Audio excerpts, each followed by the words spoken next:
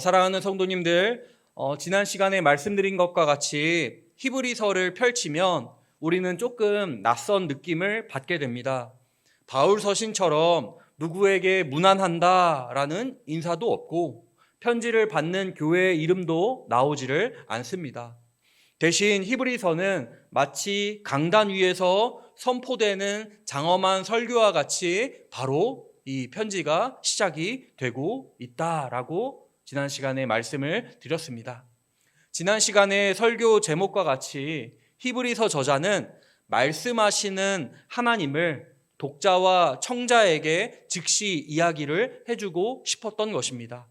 말씀하시는 하나님이 구약에서는 여러 방법과 여러 모양으로 말씀을 하셨고 신약에 이르러서는 만유의 주이신 아들 예수 그리스도를 통하여 말씀을 하셨다라고 이야기를 드렸습니다. 그러면서 예수님이 어떤 분이신가, 우리 예수님이 어떤 분이신가를 설명하기 위해 천사와 비교를 하며 이야기하는 것까지 지난 시간에 간략하게 살펴봤는데요. 히브리서 저자는 오늘 본문에서 계속해서 예수님과 천사를 비교하면서 예수님의 우월성을 논증하면서 우리에게 예수님이 얼마나 뛰어나신 분인지, 얼마나 예수님이 위대하고 높으신 분이신지를 우리에게 알려주고 보여주고 있습니다. 왜 히브리서 저자는 굳이 예수님을 천사와 비교하고 있을까요? 그 이유는 당시 독자들의 신앙적 배경과 관련이 있습니다. 1세기 유대교 전통 속에서는 천사는 매우 높고 거룩한 존재였습니다. 특히 율법과 관련해서 천사는 하나님의 말씀을 전달하는 중개자로 이해되었습니다.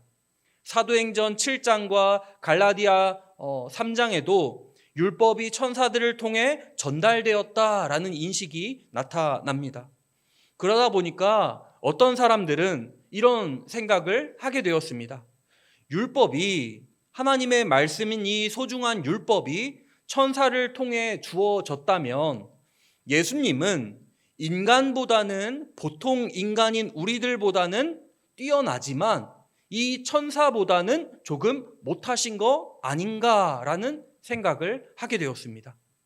예수님의 위치와 예수님의 자격에 대해 초대교회 성도들은 혼란스러워 했습니다. 그도 그럴 것이, 성도님들 생각해 보십시오. 오늘날 여기에 앉아있는 우리 모두는 예수님은 하나님의 아드님이시고 그리고 삼위일체 하나님의 제2 위에 하나님으로서 하나님과 동등하신 하나님의 하나뿐인 아들, 우리의 구원자시다. 이것을 우리는 너무나 잘 알고 그렇게 고백하고 있고, 그리고 이렇게 고백하지 않으면 이단이다 라고 분별할 수 있는 능력까지 우리에게 있지만, 초대교회 성도들은 어떻습니까?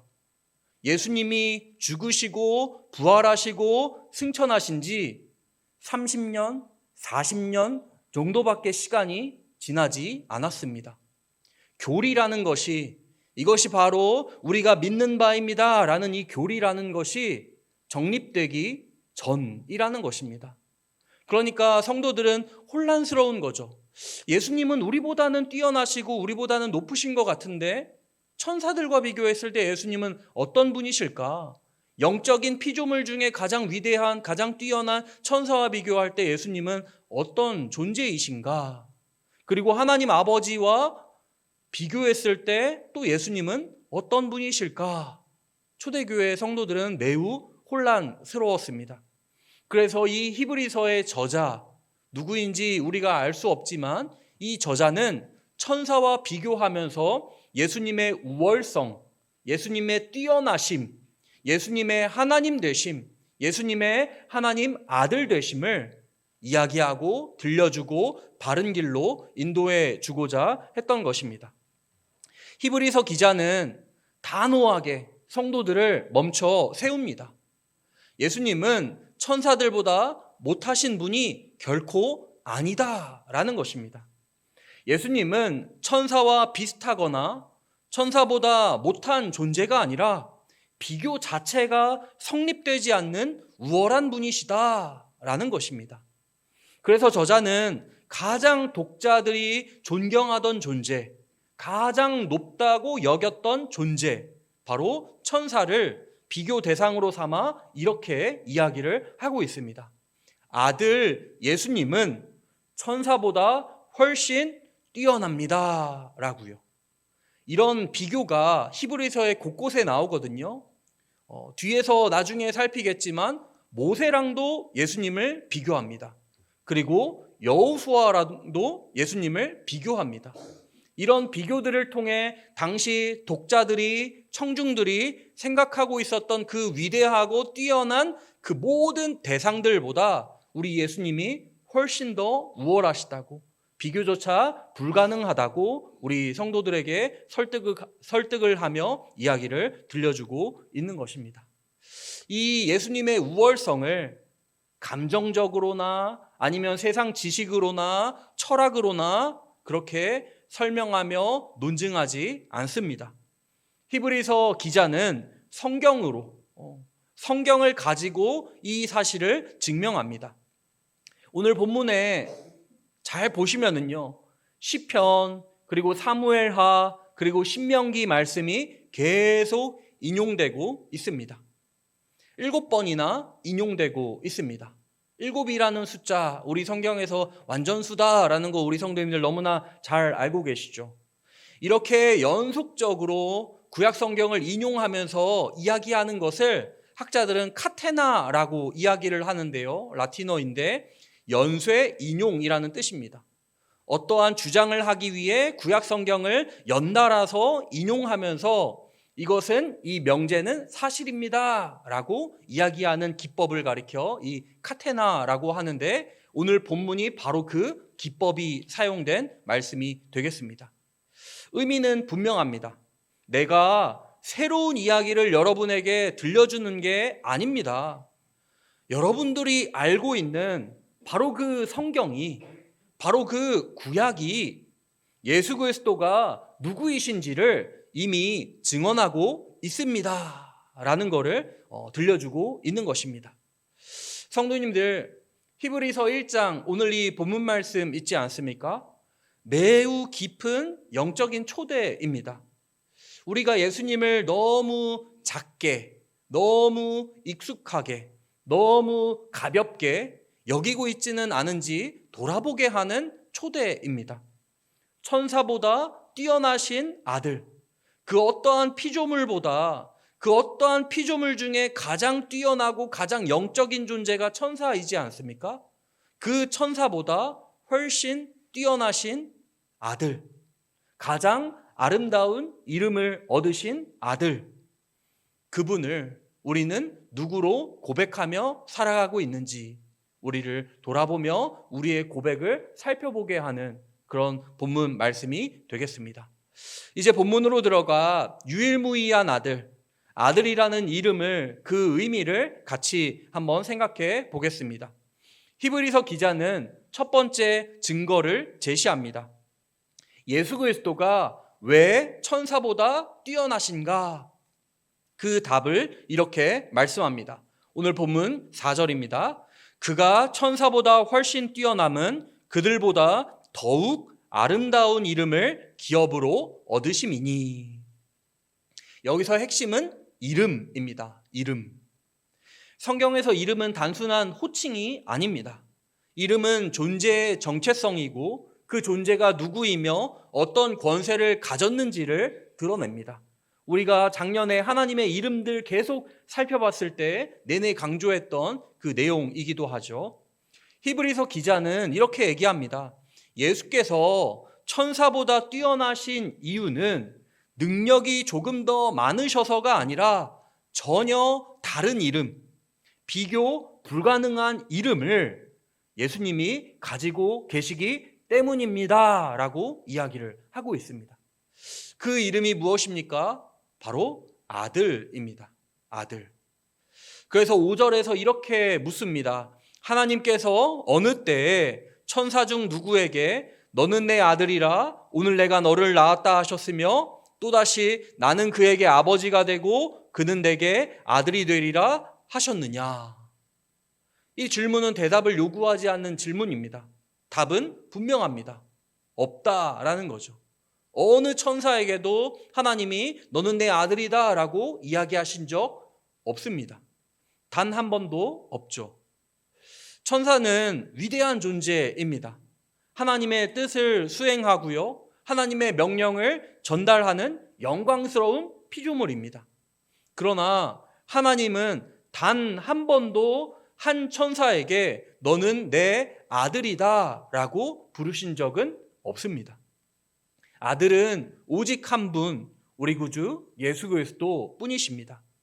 히브리서 기자는 여기 제가 읽은 말씀에서 두 개의 구약 말씀을 인용하고 있습니다. 먼저 시편 2편 7절 말씀을 인용하고 있죠. 너는 내 아들이라 오늘 내가 너를 낳았다. 이 말씀을 인용하고 있습니다. 여기서 이 말씀을 우리가 오해해서는 안 됩니다. 이것은 예수님이 어느 날 갑자기 하나님의 아들이 되셨다, 하나님의 아들이 아니셨다가 어느 날 어느 순간에 하나님의 아들로 입양이 되셨다라는 의미가 절대로 아닙니다. 이렇게 주장했다가 이단으로 정죄받은 인물도 있거든요. 여기서 얘기하는 건 그런 의미가 아닙니다. 히브리서가 말하는 이 오늘 이 시간은 예수님의 부활과 승귀의 날, 곧 예수 그리스도께서 죽음을 이기시고 하나님의 오른편에 앉으신 날을 가리킵니다. 사도 바울도 로마서 1장에서 이렇게 얘기합니다. 예수께서 부활로 말미암아 능력으로 하나님의 아들로 선포되셨다, 이렇게 이야기를 합니다. 그러니까 예수님은 부활을 통해, 부활하심을 통해 숨겨졌던 아들의 신분을 온 우주 앞에 공식적으로 선언하셨다라는 의미가 되겠습니다. 이전까지는 예수님이 하나님의 아들인지 아닌지, 신적 존재인지 아닌지 사람들이 몰랐더라도 이제는 부활로 인해 하나님께서 온 세상에 예수는 바로 내 아들이다 라고 공식적인 선언을 하셨다라는 것입니다. 예수님을 믿지 못했던 사도 바울도 바로 부활하신 예수님을 만나 굴복하게 되지 않습니까? 이전까지는 율법을 너무나 잘 알았던 사도 바울이지만 예수님을 믿지 못했습니다. 부활하신 예수님을 만나지 않았기 때문에 예수님을 믿을 수가 없었습니다. 나무에 달려 하나님께 저주받은 자다라고 오히려 생각하고 있었던 사도 바울입니다. 그러나 부활하신 예수님을 만나자, 저 예수가 바로 하나님의 아드님이시구나, 저 예수님께 내 인생을 걸어도 조금도 아깝지 않겠구나 라는 것을 사도 바울은 깨달았던 것입니다. 오늘날 우리는 누구를 만나야 합니까? 부활하신 예수님을, 부활의 주님을 우리는 꼭 만나야 합니다. 이제 두 번째로 인용되는 말씀은 사무엘하 7장 14절 말씀입니다. 다윗 언약의 핵심이 되는 말씀인데요. 나는 그에게 아버지가 되고 그는 내게 아들이 되리라 라는 말씀입니다. 이 말씀은 원래 다윗의 후손에게 주어지는 왕권 언약입니다. 그러나 이 언약은 솔로몬을 넘어서 궁극적으로 영원한 왕이신 메시아 예수 그리스도를 향하고 있습니다. 히브리서 기자는 말합니다. 이 다윗 언약의 최종적 성취가 바로 예수 그리스도이시라고. 그래서 마태복음 1장 1절도 뭐라고 시작합니까? 아브라함과 다윗의 자손 예수 그리스도의 계보의 시작이라. 이렇게 시작을 하지 않습니까? 다윗의 자손이라는 표현이 왜 중요하고 왜 반복되고 강조되느냐 하면 바로 이 사무엘하 7장 14절에 이 왕권 언약과 관련이 있기 때문에 그렇습니다. 예수님이 바로 왕이시라고, 궁극적인 최종적인 왕이시라고 선언을 분명하게 하고 있습니다. 다시 말해 예수님은 단지 하나님의 아들이실 뿐 아니라 왕으로 기름 부음을 받은 아들이시라고, 하나님의 나라를 영원히 다스리고 통치하실 메시아 아드님이시라고. 여기서 우리는 중요한 신앙의 전환점을 만나게 됩니다.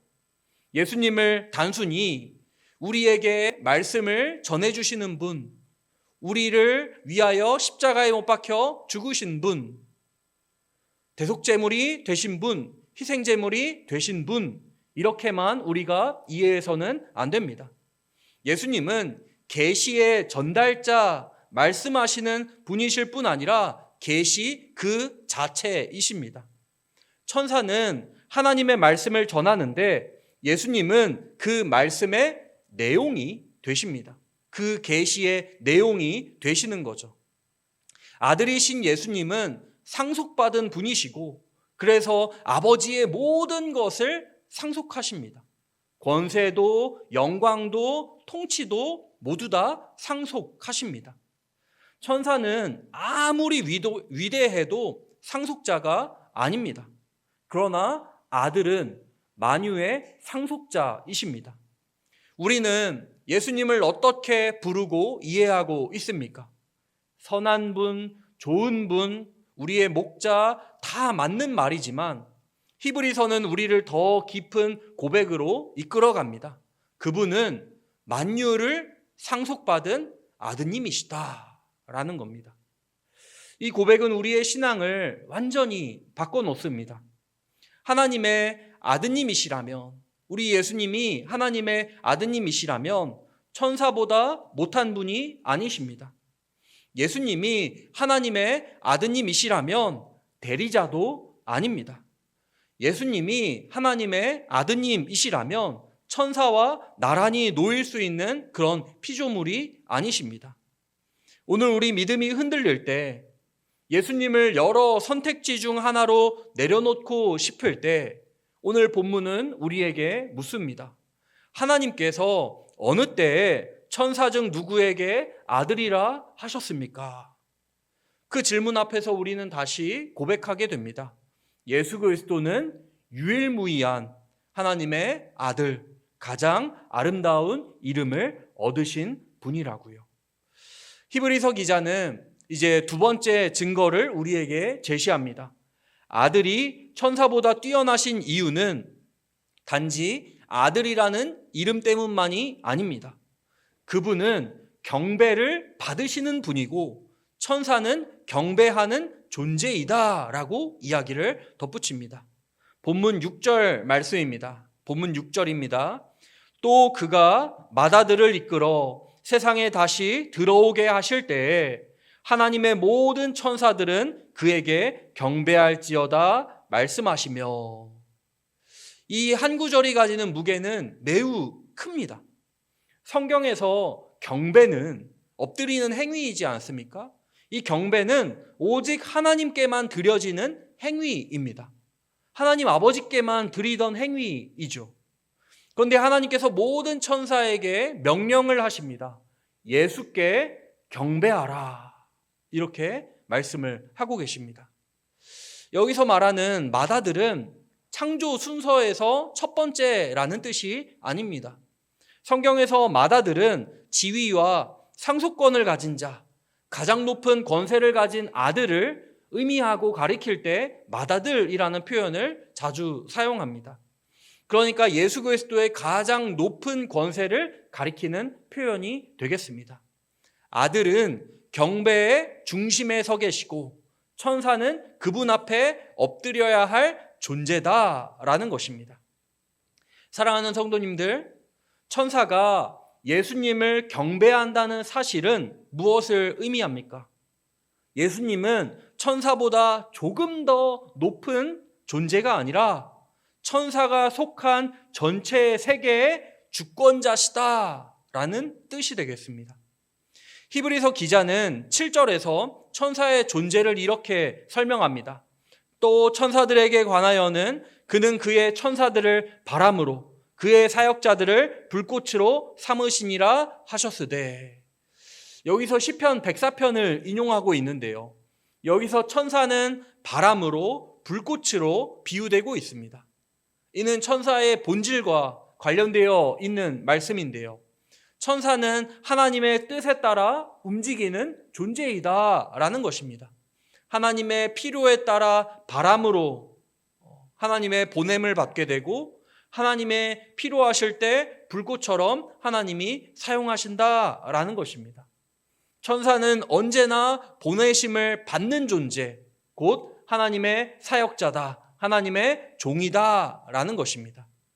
여기서 중요한 대비가 나오는 것이죠. 천사는 능력 있는 사역자이지만 결코 주인이 아닙니다.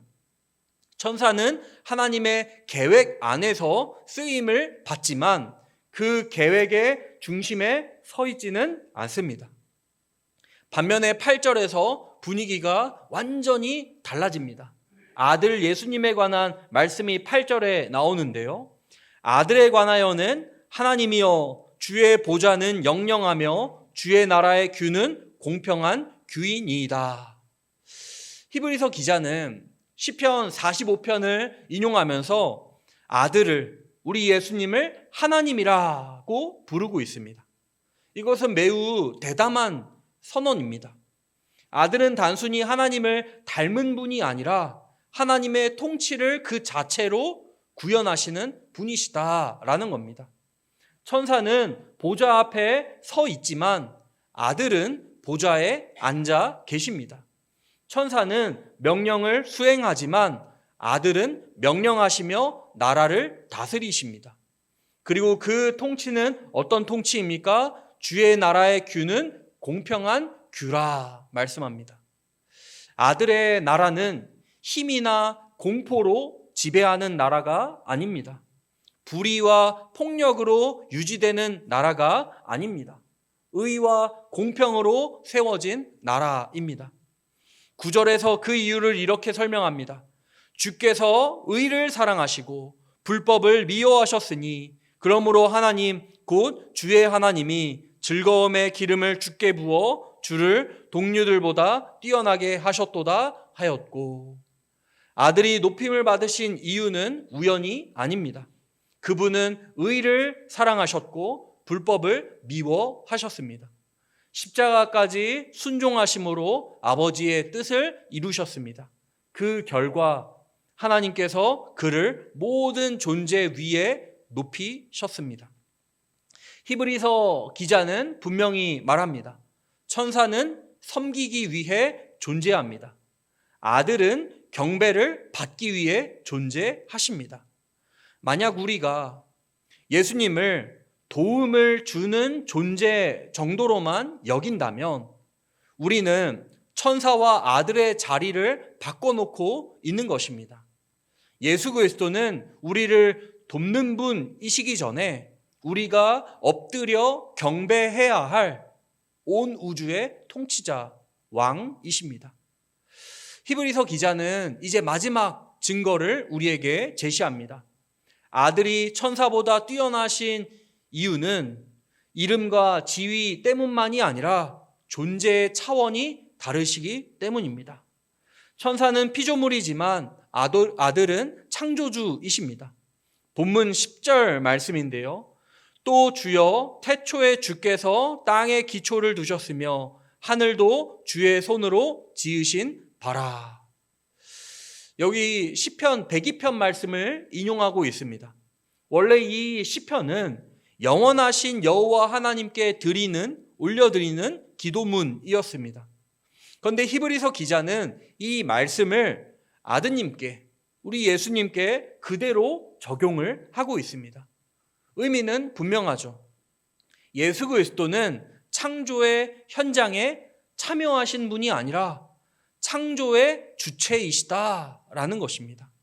태초에 땅에 기초를 두신 분, 하늘을 손으로 지으신 분이 바로 아드님, 예수님이시다라는 것입니다. 이 고백은 우리 예수님이 어떤 분이신가? 단순히 위대한 종교 지도자가 아니라 태초부터 계신 분, 시간과 공간을 초월하여 계신 창조주. 더 나아가 11절과 12절에서는 이렇게 말씀합니다. 그것들은 멸망할 것이나 오직 주는 영존할 것이요. 그것들은 다 옷과 같이 낡아지리니 의복처럼 갈아입을 것이요. 그것들은 옷과 같이 변할 것이나 주는 여전하여 연대가 다함이 없으리라 하였으나.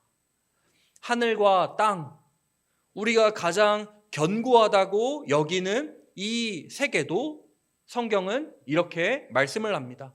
언젠가는 낡아지고 사라질 것이라고. 그러나 아드님은 다릅니다. 우리 예수님은 다릅니다. 세상은 변하고 권력도 변하고 시대도 변하고 사람의 마음도 변합니다. 오늘 굳게 붙들고 있던 것들이 내일은 아무 힘이 없을 수 있습니다. 하지만 아들은 여전하십니다. 여전하다는 말은 어제도 오늘도 여전히 동일하시다라는 뜻입니다. 히브리서 13장 8절에서도 말씀하죠. 예수 그리스도는 어제나 오늘이나 영원토록 동일하시니라. 천사는 시간 속에 사명을 받지만 아들 예수님은 시간을 다스리는 분이십니다. 천사는 시대가 지나면 역할을 마치지만 아들 예수님은 시대가 지나도 변하지 않는 분이십니다.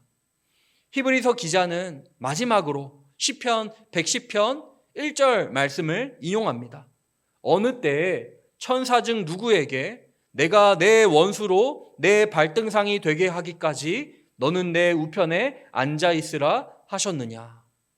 하나님의 오른편은 최고의 권세와 승리의 자리입니다.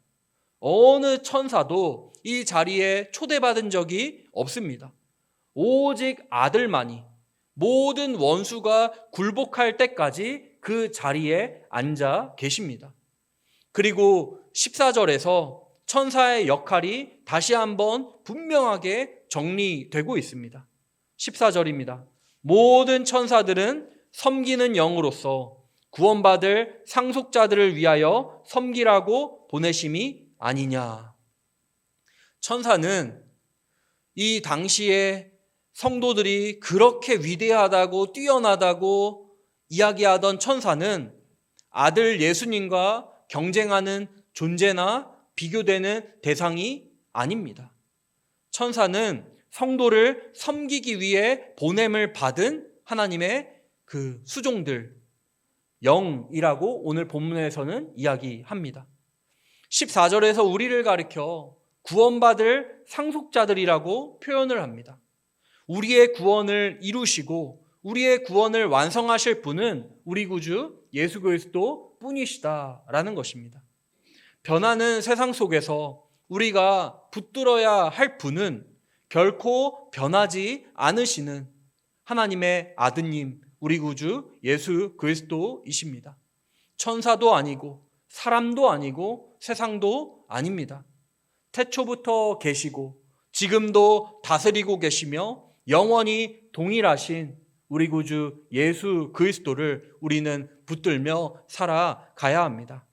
히브리서 기자는 분명한 질서를 우리 앞에 세웁니다.